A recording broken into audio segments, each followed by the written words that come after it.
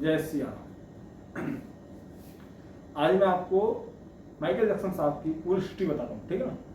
थोड़ा बहुत कुछ ना कुछ छूट जाएगा तो उसको कभी और किसी पार्ट में दे दूंगा, नहीं तो पूरी कोशिश करूंगा पूरी हिस्ट्री बताने की, ठीक है ना। उनका जन्म फर्स्ट 29 अगस्त 1958, ठीक है ना। इंडियाना गेरी नाम की जगह अमेरिका के पास वहाँ उनको जन्म हुआ था, ठीक है ना। जैक्सन करके एक वहाँ पे बहुत बड़ा क्षेत्र है जैक्सन, वहाँ सब जैक्सन ही रहते, 2300 ऐसे कुछ करके जैक्सन है उधर उस क्षेत्र के अंदर, ठीक है ना।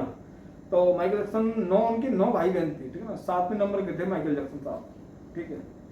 अच्छा, माइकल जैक्सन साहब क्या है कि जब उनके पिताजी उनकी माँ दोनों ही म्यूजिशियन से बहुत प्यार करती थी, खासकर उनके पिताजी, ठीक है ना। माइकल जैक्सन का जन्म हुआ था तो उससे कुछ समय बाद ही 1 या 1.5 साल बाद ही उनके पिताजी ने अपने जो बड़े बड़े उनके बच्चे थे, टीटू, मर्नेल और जर्मी और एक दो का नाम मुझे याद नहीं आ रहे, बड़े बड़े जो थे, तो वो सब पहले से सिंगिंग में थे, ठीक है ना।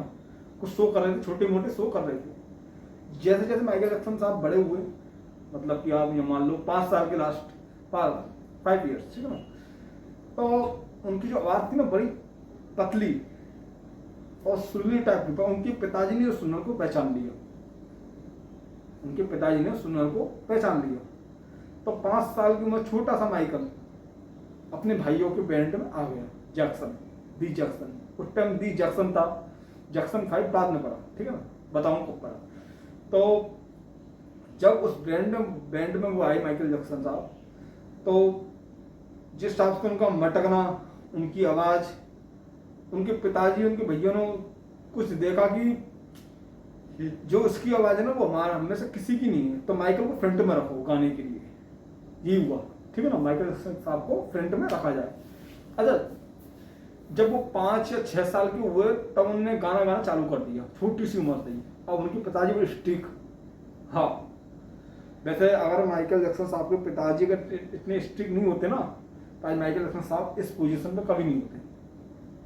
उनका जो बचपन खोया, खेल कूद वगैरह वगैरह, वो सब उनके पिताजी ने मानी कि गलती करी, परंतु उन्हें जिस सक्सेस पे पहुंचाया है वो उनके पिताजी का सबसे बड़ा हाथ है, सबसे बड़ा। खैर एक इंटरव्यू में माइकल जैक्सन साहब ने बोला था कि मेरे पिताजी मुझको बहुत मारते थे, पर उन्होंने खुद ही बोला, उनकी माँ ने ही बोला, अगर माइकल के फादर मतलब उसके पिता उसको नहीं मारते पीटते बढ़ावा नहीं देते तो आज माइकल इस पोजिशन पर नहीं होता। ये बात माइकल जैक्सन ने स्वीकार की थी, ठीक है ना। अच्छा, जब वो धीरे धीरे बड़े होते गए तो एबीसी सॉन्ग, फर्स्ट सॉन्ग था I want to wake ABC, ऐसे के कुछ गाने आए। इन गानों ने उस टाइम पे धमाल मचा दिया। जैसे कि आप जस्टिन बीबर का गाना मान लो बेबी, ठीक है ना, उसने धमाल मचाया ना, उस टाइम के वो थे और उससे ज्यादा ऊंची पीक थी।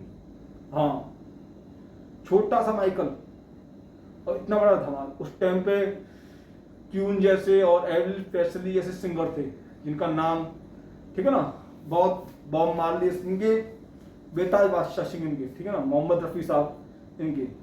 उस टाइम पे आगे किसी छोटे से लड़के ने टक्कर दे दी सबों को और ये देख के दंग मंग रह गए छोटे से। उस टाइम एक चीज और थी, काले और गोरे का वो उधर बाहर, ये हमारे जैसे हमारे ना जाति बात का बहुत वो है, तो वहाँ काले गोरे का भेदभाव है, ठीक है ना। उस टाइम अब तो पता नहीं खत्म हो गया था, थोड़ा रह गया है, मैंने माइकल साहब ने बहुत कुछ खत्म करा था, बताऊंगा आगे।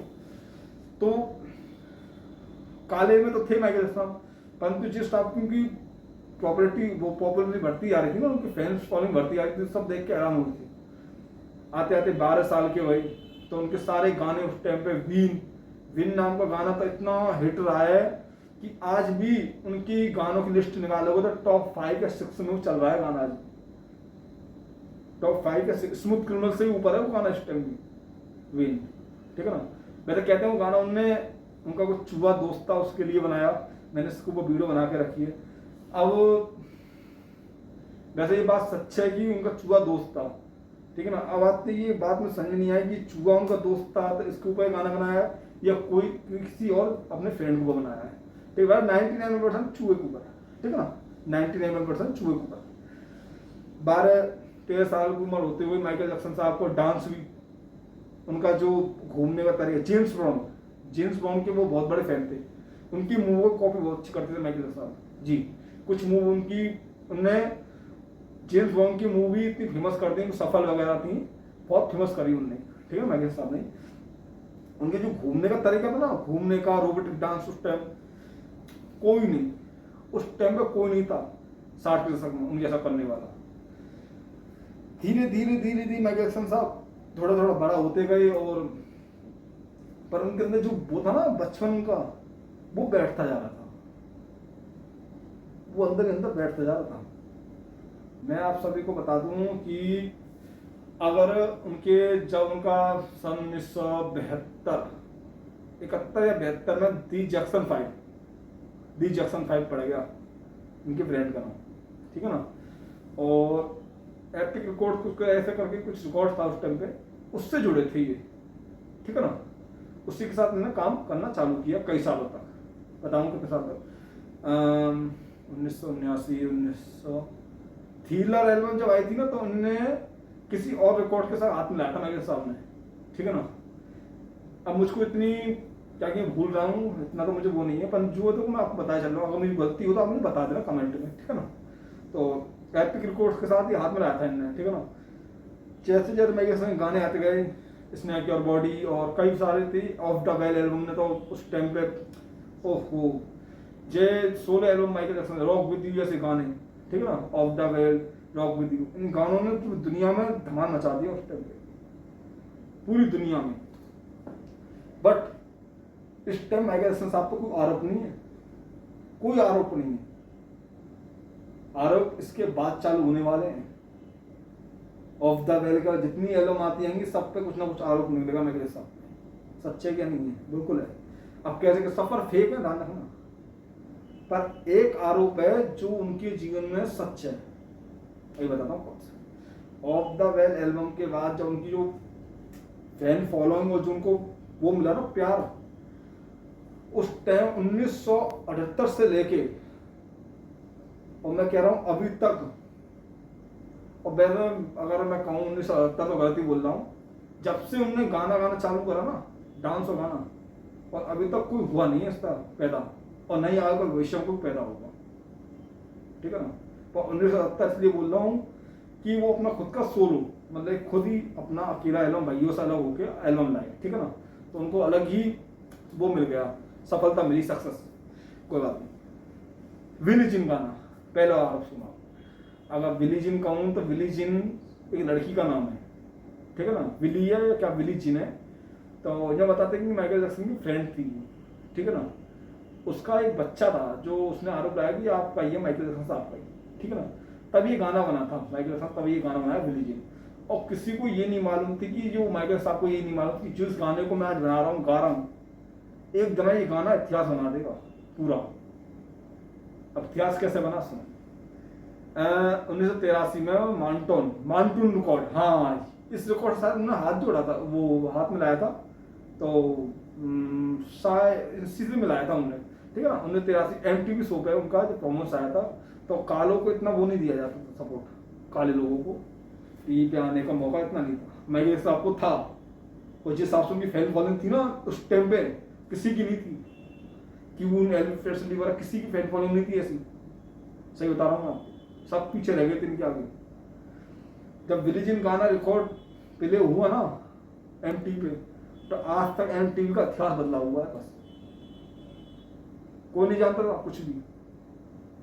माइकल जैक्सन का विली जिन सॉन्ग उसी time first moon walk in the world, दुनिया हिल गई उस टाइम उस डांस से,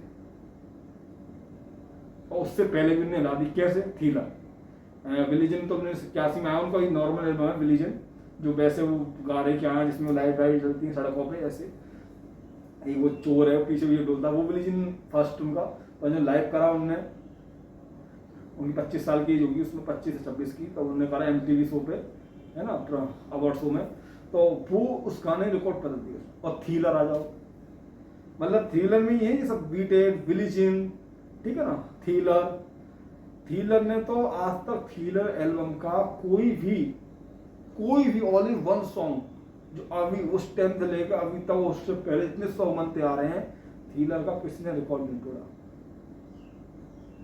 और ना ही कभी को तोड़ पाएगा। आज भी आप थ्रिलर एल्बम देखोगे तो आपको ऐसा लगेगा जैसे कि अभी बनी है ये एल्बम, कहा 1982 की एल्बम को। आज 40 साल से ज्यादा ही हो गए होंगे थ्रिलर को बने हुए, ठीक है ना, 40 साल से ज्यादा ही हो गए होंगे। विलिजिन, वीटेट, थ्रिलर और greatest song, chart bastard, blockbuster में चार्ट वन से ऊपर, ठीक है ना। अच्छा, अभी क्या कि अब माइकल जैक्सन को कई बड़े बड़े ऐड हैं। सुजुकी ने तो सबसे ज्यादा ऐड माइकल जैक्सन ने उस टाइम पे बहुत किए थे सुजुकी के, 1970 में, 1979 में, 1970 में काफी बहुत बड़ी बड़ी सुजुकी कंपनी के ऐड किए, ठीक है ना। इस टाइम में कुछ वो नहीं था। पेप्सी कंपनी 1981 या 82 से उन्होंने हाथ पेप्सी से मिलाया, ठीक है ना। थ्रिलर एल्बम से ही मिला था, ऑफ द वेल से नहीं। बट मैं आपको बता दूं कि जब पेप्सी से उन्होंने अपने हाथ मिलाए तो उस टाइम भी माइकल जैक्सन की बहुत ज्यादा फैन फॉलोइंग हुई थी उस टाइम। 1984 में, अब लगा लो, एक अनुमान लगाया गया था, एक अनुमान था कि 4.8 billion fan following in the world Michael Jackson. और उस टाइम पे दुनिया की जनसंख्या कितनी थी? 5.2 बिलियन, बस 4.8 बिलियन, समझ रहे हो आप? तो 200 करोड़ कम कर दो 500 करोड़ में से, बस उस टाइम ये माइकल जैक्सन साहब की फैन फॉलोइंग थी। इंटरनेट नहीं, कुछ नहीं, गूगल नहीं, इंटरनेट था पर इतना नहीं था। गूगल वो फेसबुक, इंस्टाग्राम, व्हाट्सअप, जिस सब रील्स की कोई भी नंबर नहीं था उस टाइम जो आज है यूट्यूब वगैरह। आज हम एक वीडियो डाल देते फेमस हो जाते, हम जैसे मैं वीडियो बना रहा हूँ फेमस होने के लिए, ये समझ लो फेमस होने के लिए, सच्चाई बता रहा हूँ इसमें, ठीक है ना। कुछ गलती हो जाए उसके लिए आप कमेंट बता देना, माफी चाहता हूँ। तो जब एक वो पेप्सी का एक शो कर रहे थे, तो ऐड कर रहे थे, तो उसमें उनको जैसे स्टेज होती है ना, बड़ी स्टेज परफॉर्मेंस तो उन जैसा कभी कोई नहीं कर सकता। Stage performance entertainment, the greatest entertainment of world, आज कहते हैं ना, इसी बात पे कहते हैं। उनके नए नए तरीका से उनको मतलब कि एंट्री करना स्टेज पे बहुत यूनिक, कोई नहीं। आज ही मैं जो मान लो कि आपको बता दूं कि मैं अभी देखता रहता हूँ, मन तो नहीं भरता हमारा, ठीक है ना। तो ऐसी पेप्सी का शो था, तो उस दौरान उनके चेहरे पे, उनके जब वो निकलती है ना, वो क्या कहते हैं, आग सी चिंगारी सी निकलती, तो उनके बालों पे गिर रही थी। उन लोगों को चेहरा ही डैमेज हुआ था, बाल बहुत जल गए थे, ठीक है ना। उससे पहले एक बीमारी को लग गई थी उनको, बैटरी लीव को ऐसे कुछ बीमारी है, सफेद धक्के पड़ जाते हैं हाथ पैरों पे, ठीक है ना। उस बीमारी को छुपाने के लिए उन्होंने बहुत कुछ दवाइयाँ खाई थी, इसकी मैं वीडियो बना चुका हूँ, ठीक है ना। उससे क्या हुआ, माइकल जैक्सन साहब का काफी चेहरा और चेहरे सब, और उनकी नाक भी डैमेज हुई थी। सर्जरी उन लोग को नाक की कराई थी बस। और मैं आपको बताऊं कि माइकल जैक्सन साहब के जो बाल थे, सन कुछ समय तक तो असली रहे, उसके उनके कुछ बाल यहाँ से उड़ गए थे जलने के कारण, तो वो नकली बालों का उपयोग करते थे, ठीक है ना। करना पड़ेगा भैया, और हम भी होंगे तो करेंगे, आम सी बात है। तो उन बालों से तो कोई मतलब नहीं है, बहुत उनका लुक पर कुछ ये नहीं कि सबके बाल नकली थे, जहाँ उनको लगा था उन्होंने भाई उतना पैसा तो कुछ भी कर सकता है इंसान, तो ये कह नहीं सकते किसी को पता नहीं कि नकली है असली है भाई। अब चल रही बात तो बस सच्ची भी हो सकती है, ठीक है ना। तो उनके बाल सवाई यहाँ से जल गया था, ये इतना भाई सब डैमेज हो गई थी, नाक वगैरह भी कई दिन वो भर्ती रहे थे। उसके बाद बताऊँगा एक किस्सा बताता हूँ आपको, जिस हॉस्पिटल में उस दिन माइकल जैक्सन भर्ती रहे थे ना, और जितने वहाँ पैसेंजर थे, मरीज थे उधर, तो उसमें जितने भी बच्चे थे ना, उनका उन्होंने फ्री में इलाज कराया। कैसे? पेप्सी के बताऊँगा। अब पेप्सी कंपनी का ऐड कर रहे हैं, तो पेप्सी कंपनी को जुर्माना देना पड़ेगा, नहीं देना पड़ेगा, उनको देना पड़ेगा। माइकल जैक्सन साहब ने ऐसा नहीं किया, उनसे जुर्माना नहीं लिया था। आज भी ये बात लिखी हुई है, आप निकाल लेना इंटरनेट पे, ठीक है ना, और फैली हुई है ये बात। तो उस जो पैसा उन्होंने कहा ना, कि उन्होंने कहा था कि एक काम करो, इस हॉस्पिटल को बढ़िया बनवा दो, और जहाँ जितने बच्चे हैं, जितने इलाज चल रहा है, उनको इलाज करवा दो, बस मुझे नहीं चाहिए 1 रुपया भी। अगर उनका जब इलाज हॉस्पिटल में आया था, तो उसमें से भी 60% पैसे बच रहे थे माइकल जैक्सन साहब के, जुर्माना दिया था, तो उन्होंने बोल भी नहीं दिया, सब बच्चों में दान करा दिया। ऐसे थे माइकल जैक्सन। बच्चों को, उनको बच्चों से ही बहुत, जैसे बड़े होते गए, उन्हें बच्चों से बहुत लगाव था उनको। उनका बच्चन खत्म हो गया ना, उनका बचपन तो, और जब बच्चन खत्म हो गया 1984 होते हुए 1985, अब बैड एल्बम को तैयार, ठीक है ना। अभी भी माइकल जैक्सन पे जो आरोप बने थे, वो भी आरोप आए नहीं है, ठीक है ना। जो उनको दिल को खेद करने वाले हैं, वो सारा टूट जाएंगे। मतलब कि एकदम जिस शख्स की इस टाइम पे इतनी, मान लो आप इस टाइम पे हमारे बॉलीवुड के दादा, मैं आपको अपने बॉलीवुड की ले लो कि फिल्मों में उनका पोस्टर लगा रहे हैं, उनके गाने दिखा रहे हैं। क्यों दिखा रहे हैं? कि उनकी फैन फॉलोइंग के मारे फिल्म बढ़ जाए आगे, टीआरपी। तो लगा लो उस शख्स की क्या वो रही होगी उस टाइम पे, और आज भी लगा लो आप, आज भी लगा लो। मैं आपको एक बताइए, अपना अपना एक किस्सा सुनाता हूँ। अभी कुछ टाइम पहले मैं मेरी दुकान है, दुकान में शॉप चलाता हूँ अपनी, ठीक है, उस पर बैठा तो मैंने उस पर माइकल जैक्सन साहब के गाने चला के रखे थे। तो ऐसे थे कोई दूसरी कंट्री के लोग यहाँ से गुजर रहे थे दुकान के पास। तो जब उन्होंने वो सॉन्ग सुने तो वो चौंक गए, और जब मान लो चौंक गए और मुझसे इतना मिल के गए कि कह रहे कि अभी तक हम इंडिया में आए तो हमने बहुत जगह सुना, पर जिस जगह मैं आया हूँ आपको बताऊंगा नहीं कहाँ रह रहा हूँ, जिस जगह तो उन्होंने कही यहाँ तो भजनों के अलावा कुछ होना नहीं चाहिए सबसे ज़्यादा तो, ठीक है ना। तो माइकल जैक्सन साहब को सुन के चौंक गए बहुत ज़्यादा। तो उन्होंने हाथ बात मिलाया, और अभी तक वो मेरे पास आते हैं कुछ गाने सुनने के लिए, बाकी टाइम वो भजनों में रहते हैं, ठीक है ना। तो उससे चलो कोई मैटर नहीं। तो जब माइकल साहब का ये सब 1984 के आगे बैड एल्बम की तैयारी हुई, ठीक है ना, अब song bad, smooth criminal, the way make me feel, बहुत स्मूथ क्रिमिनल सॉन्ग। वो इस गाने तो उस टाइम पे सारे रिकॉर्ड तोड़ दिए। उस टाइम पे गाने तो उनके जितने आए ना, सब ने रिकॉर्ड तोड़े। किसी गाने को उठा लो आप, कुछ ही गाने ऐसे होंगे जो ट्रेंडिंग में उनके नहीं चले, वरना उनकी आवाज़ के मारे सारे गाने हिट हैं आज। फर्स्ट टाइम माइकल जैक्सन ने अपना खुद का लाइव परफॉर्मेंस टोक्यो किया था 1987 में, ठीक है ना, सोलो अपने भाइयों से अलग होकर अपना लाइव। तो जब वो टोक्यो लाइव शो हुआ था ना, अभी किससे बहुत सारे सुनाऊंगा मैं आपको, तो पूरा जापान सा हिल गया उस टाइम पे उस शो से, क्योंकि जितनी टिकट आई थी ना उससे ज्यादा उनकी फैन फॉलोइंग थी उधर। आप लगा लो उससे ज्यादा। अब पूछो कैसे? माइकल साहब जो उससे पहले से लाइव शो करते हुए आ रहे हैं, तो 1984 की बात है कि जब वो अपना लाइव शो कर रहे थे भाइयों के साथ, लंदन का कहाँ का है वो लाइव शो है उनका, बहुत मुझको याद नहीं आ रहा, मैं आपको बताऊंगा कभी, आप पता कर सकते हो। 1984 का लाइव शो बहुत गजब का है ना, न्यूयॉर्क का है वो, शायद न्यूयॉर्क सिटी का, ठीक है ना। तो करते हैं, तो उसमें एक उनका फैन को चिट्ठी लिख के क्या भेजता है कि मैं आपका शो कैसे देखूँ, आपकी शो की टिकट बहुत महंगी है, ठीक है ना। वो चिट्ठी उनके पास कैसे पहुंच जाती है, अभी लाइव हुआ नहीं है, शो भी नहीं चला है ना, उनका परफॉर्मेंस अभी हुआ नहीं, परफॉर्मेंस होने का टाइम है, काफ़ी कुछ घंटे हैं। तो माइकल साहब ने अपनी सारी जितनी टिकट थी उनके नाम की, अपने उनके भाइयों ने तो कम के दी नहीं, पैसे थोड़े से कम करे, माइकल साहब ने अपनी सारी टिकट फ्री में करा दी उस टाइम, और जितना ही पैसा उनके नाम से आएगा ना वो सब डाउनलोड हो जाएगा गरीब बच्चों में। अब लगाओ ऐसे गरीब बच्चों से तो बहुत सारी बात बताऊंगा मैं आपको, इतने किस्से हैं, क्या क्या बताऊं कि वो सो नहीं करते थे जब तक वो अनाथ बच्चों से नहीं मिल लेते हैं ना।